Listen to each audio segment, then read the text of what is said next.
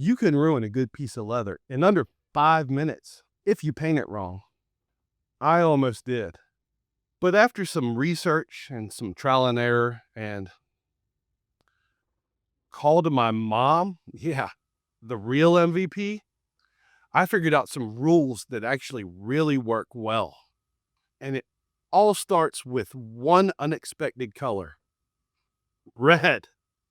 Welcome to Big Stacks Small Workshop.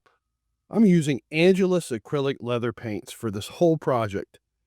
It's really important to use paint made specifically for leather because it flexes with the material, so it won't crack or flake. I got my set for about $30 on Amazon, and I'll drop a link in the pinned comment below if you're interested in buying some for yourself.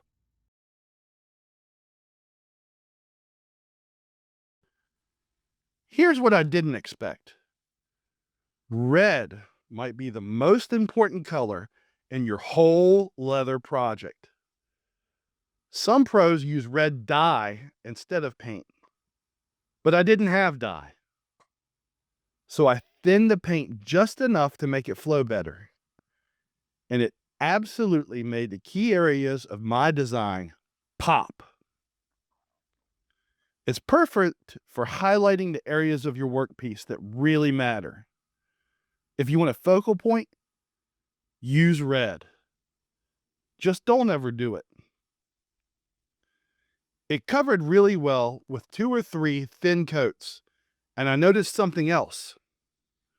When I painted red first and let it fully dry, there was 0 color bleeding into it later. Got me thinking, is painting red first the secret to stopping bleed?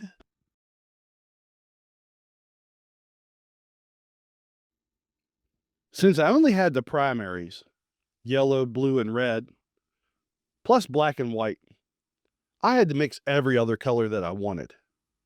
Green? Easy. Little blue, little yellow. Thinned out just like I did with the red. It went on smooth. And after 2 or 3 coats, it looked amazing. First coat was a little too light, more like a stain. But layering fixed this. Purple though? Purple gave me grief. Equal red and blue wasn't cutting it. The color looked flat, muddy, or just plain sad. So I did what any grown adult does when they hit a wall creatively. Hi, yeah, Mom. It's your sonny boy. I can't make purple.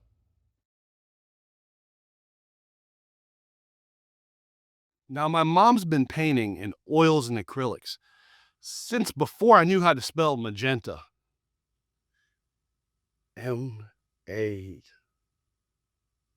Since before I could spell red.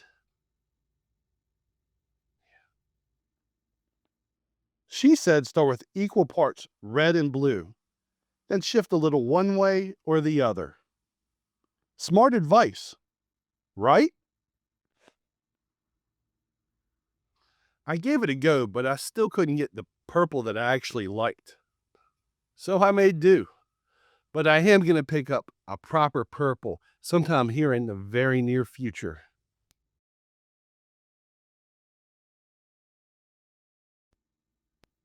I painted my other colors, but saved yellow for last, because she can be quite the prissy little diva. Yellow only got a slight thinning, maybe half as much as the others. Some places even needed a bit straight from the bottle. But once I saw it set in, I remembered. Sometimes working with divas like yellow can be totally worth it.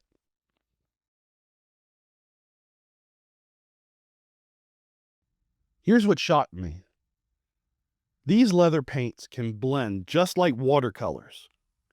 Seriously, you could fade colors right into each other directly on the surface of the leather, and it looks awesome. Which is funny, because when I was a kid, My mother had to take away my watercolors because I ended up painting a mural on the wall in the hallway. Guess I finally earned my brushes.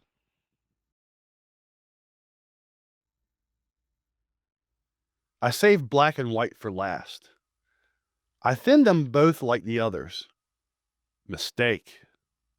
Black went on fine, but white, it went on streaky and sad. Turns out white needs to go on full strength. No water, no thinning, just straight from bottle. I thought it'd leave brush strokes, but it dried smooth. 2 or 3 coats of pure white looked amazing.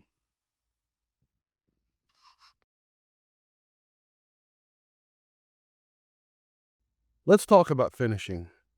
Once your leather is tooled or stamped, let it dry completely. Then paint it. After your paint has set, then it's time to condition, followed by a top coat or sealer.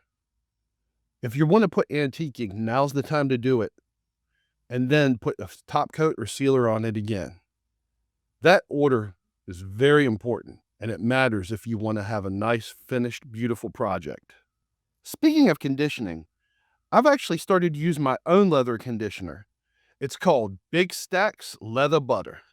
It's all natural, flows like a cream, and penetrates like an oil. That means you get a nice, even coverage that conditions, nourishes, and even helps protect your work.